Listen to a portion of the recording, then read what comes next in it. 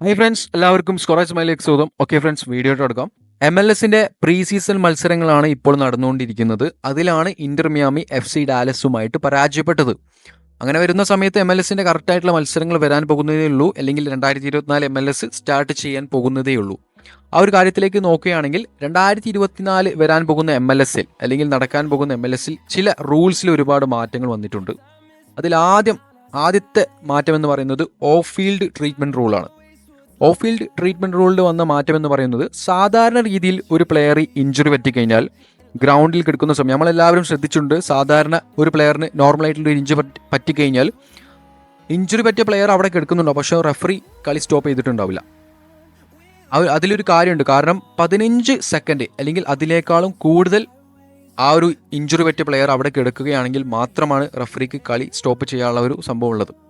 അങ്ങനെ റെഫറി കളി സ്റ്റോപ്പ് ചെയ്യുകയും അതുപോലെ തന്നെ പെട്ടെന്ന് മെഡിക്കൽ സ്റ്റാഫൊക്കെ വന്നുകൊണ്ട് ആ ഒരു പ്ലെയറിനെ ഇവാലുവേറ്റ് ചെയ്യും അല്ലെങ്കിൽ നിരീക്ഷിക്കുകയും അതിനുശേഷം പെട്ടെന്ന് പ്ലെയറിനെ ഫീൽഡിൻ്റെ പുറത്തേക്ക് കൊണ്ടുപോയിക്കൊണ്ട് ഓഫ് ഫീൽഡിൽ വെച്ചിട്ടാണ് ട്രീറ്റ്മെൻറ്റ് നടത്താറ്. ആ ഓഫ് ഫീൽഡ് ട്രീറ്റ്മെൻറ്റ് എന്ന് പറയുന്നത് മിനിമം 2 മിനിറ്റാണ്. ആ 2 മിനിറ്റിന് ശേഷം മാത്രമേ പിന്നെ വീണ്ടും പിച്ചിലേക്ക് ആ ഒരു പ്ലെയറിനെ എൻട്രി ചെയ്യാനുള്ള അനുമതിയുള്ളൂ. ആ ഒരു സമയത്ത് ആ ഒരു ഇഞ്ചുറി പറ്റിയ പ്ലെയറിൻ്റെ ടീം എന്ന് പറയുന്നത് 10 പ്ലെയറിനെ വെച്ചിട്ടാണ് കളിക്കുന്നത്.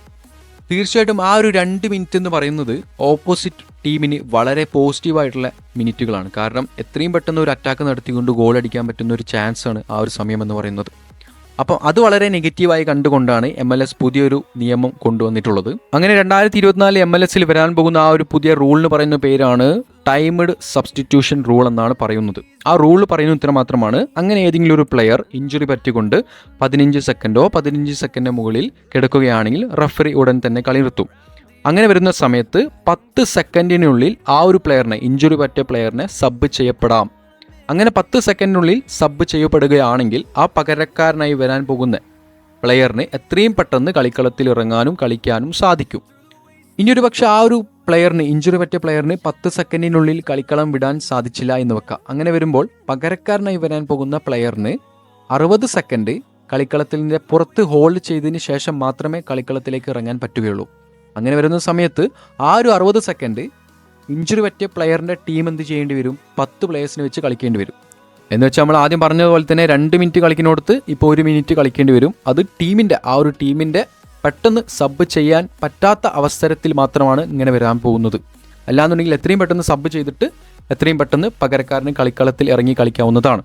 തീർച്ചയായിട്ടും വളരെ പോസിറ്റീവായിട്ടുള്ളൊരു റൂളാണ് MLS 2024 നടക്കാൻ പോകുന്നത്. കാരണം ആദ്യത്തെ ആ റൂൾ വെച്ച് നോക്കുന്ന സമയത്ത് 2 മിനിറ്റാണ് ആ ഒരു ഇഞ്ചുറി പറ്റിയ പ്ലെയറിൻ്റെ ടീം അവിടെ ഓപ്പണൻറ്റ് പ്ലെയറുമായിട്ട് കളിക്കാൻ പോകുന്നത്. അത് വളരെ ഡേഞ്ചറസ് ആയിട്ടുള്ളൊരു സിറ്റുവേഷനാണ്.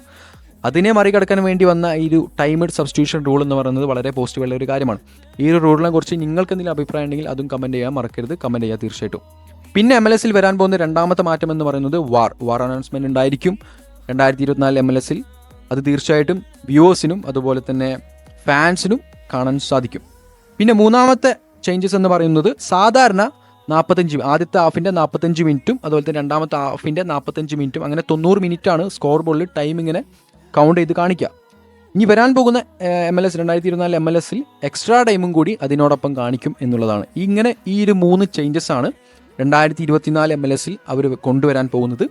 നമ്മളിവിടെ പറഞ്ഞ ഈ 3 കാര്യങ്ങളാണ് 2024 MLS നടക്കാൻ പോകുന്ന അല്ലെങ്കിൽ റൂൾസിൽ നടക്കാൻ പോകുന്ന ചേഞ്ചസ് എന്ന് പറയുന്നത്.